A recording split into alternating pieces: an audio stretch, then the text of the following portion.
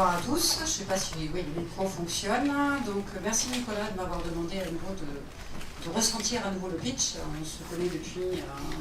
les débuts du pitch, c'était quand? Rappelle-moi. Il y a 15 ans à peu près. Voilà, donc il y a eu un premier trophée, deuxième trophée, et quand tu m'as fait appel à ça, j'ai pris en mémoire ce que moi j'avais pu ressentir parce que j'ai aussi pitché.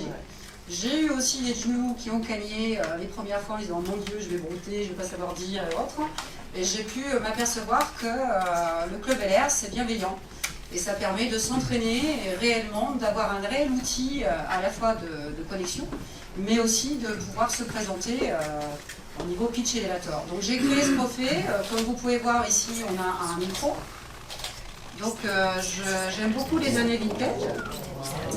Donc je l'ai vraiment dédié à toi, Linda, et au Club LR. Donc je suis partie d'une pièce qui était un micro à la Elvis Presley, un chrome massif, et j'ai donné à cette silhouette un peu abstraite le déhanché qu'on a un peu en mémoire à ce chanteur, qu'on peut avoir en scène. Parce que je trouve que quand on pitch, pour faire la différence sur 60 secondes, on est obligé un peu de se mettre en scène pour se démarquer.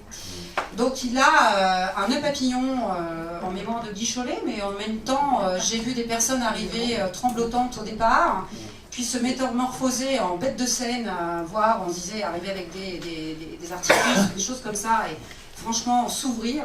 Martine, tu vas pouvoir me confirmer, mais on a vu des gens vraiment, on a été obligé de constater qu'au bout de quelques mois, ils étaient devenus excellents et se présentaient vraiment dans une identité parfaite.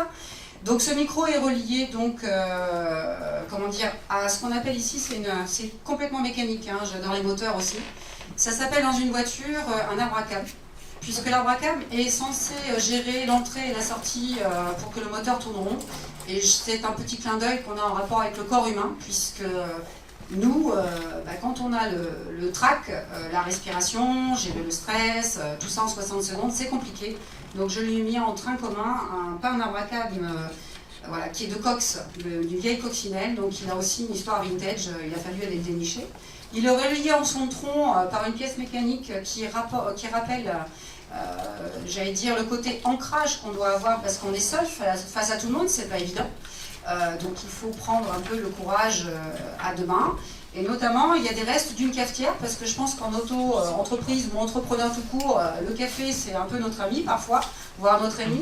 Donc c'est une vieille cafetière inox où sur le côté j'ai incrusté une montre qui est réglée très exactement à 19 h ce soir. On aura un peu de retard parce que d'habitude ça commence à 19 h, mais pour cette notion de chrono aussi, parce que 60 secondes, cette cafetière, je l'ai pliée et cintrée un peu comme une cape de super-héros, parce que je pense qu'il faut avoir le courage de monter, de se présenter, et derrière c'est noté le fameux tic-tac, tic-tac, tic-tac, voilà, et